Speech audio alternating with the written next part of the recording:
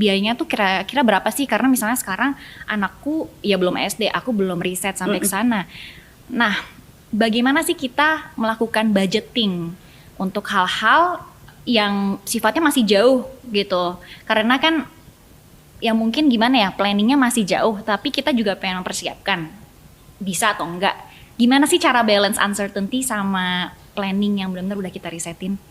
Sebenarnya pendidikan anak itu nggak uncertainty loh.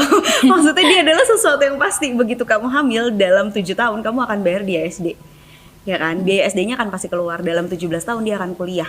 Jadi timeline-nya tuh sebenarnya udah pasti buat pendidikan anak. Kita bisa hitung dari awal nih. Hitungnya tahu dari mana? Dengan cara survei. Dan sekarang tuh gampang banget. Kalau dulu aku susah banget ya nyari biaya SD tuh, kita beneran keliling gitu kan, satu-satu survei. Nah kalau sekarang tuh sebenarnya dipermudah, kayak udah banyak banget artikel-artikel yang ngasih tahu biaya sekolah di sekitar kita gitu kan. Cuman aku selalu nyaranin survei aja sih. Jadi aku survei masuk SD anakku tuh waktu dia umur 3 tahun. Jadi waktu dia masuk preschool, aku survei SD. Karena waktunya kan masih ada 3 tahun lagi ya. Jadi udah mempersiapkan gitu beberapa tahun. 3 tahun dulu lah seenggaknya. Setelah itu akan apa? Kita udah survei. Iya dong. Udah seterdepan itu ya. 3 tahun itu sebenarnya nggak lama, karena kalau anak mau masuk SD nih 2025, ini pendaftarannya udah tutup nih 2024 ini, ya kan? Jadi kayak sebenarnya 3 tahun itu ya menurut aku pas lah gitu ya timingnya untuk kita cari-cari sekolah. Jadi aku beneran dulu, aku dan suamiku masih sama-sama kerja full time. Jadi tiap jam makan siang itu survei ke sekolah-sekolah.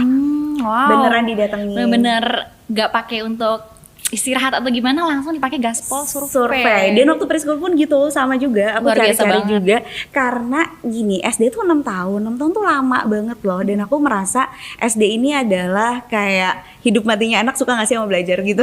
Kayak kalau di SD udah belajar yang gak menyenangkan, gurunya mungkin bikin trauma atau galak atau gimana, mungkin dia melihat belajar atau sekolah itu bukan sebagai sesuatu yang menyenangkan. Makanya aku niat banget survei SD. Aku bahkan sampai ke Bandung, karena kami berdua orang Bandung. Jadi kayak kalau di Bandung ada yang lebih oke, kayaknya nggak masalah deh kita pindah kerja ke Bandung gitu. Jadi survei didatengin aja, nggak usah nunggu open house. Biasanya ibu tuh kayak, tapi nggak ada open house, nggak apa-apa kok, kita datang langsung pun diterima sebenarnya sama marketing sekolahnya. Itu kita bisa tanya-tanya biayanya dan kemungkinan kenaikan biayanya. Jadi kayak tiap tahun rata-rata naiknya berapa, sehingga kita bisa memperhitungkan nanti pas anak kita masuk sekolah butuh biaya berapa gitu. Semakin panjang waktu kita survei, semakin panjang waktu kita nabung. Jadi sebenarnya makin santai juga kitanya, oh kalau nabungnya cuma setahun